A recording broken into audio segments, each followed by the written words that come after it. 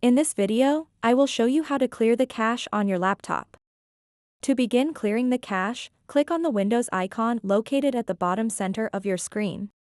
Next, type in Disk Cleanup into the search bar. From the search results, select Disk Cleanup.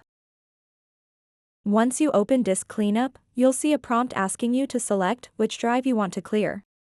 Typically, this will be your C drive where Windows is installed. After selecting the drive, click OK. Now, a new window will appear filled with options for files you can delete. Make sure to put a checkmark next to each option available. This includes items like temporary internet files and downloaded program files.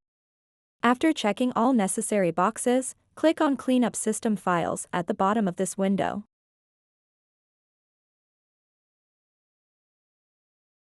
Now it's time to wait while Disk Cleanup does its thing. This might take a moment depending on how much data needs clearing. Once it's finished processing, you'll see those same options again. Put checkmarks next to each option one more time.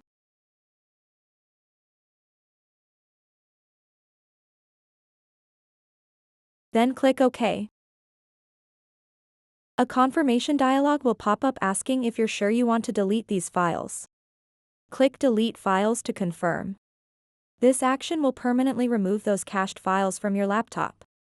After everything has been cleared out successfully, don't forget this important step: restart your device. This ensures that all changes take effect and gives your laptop a fresh start. So that wraps up this tutorial.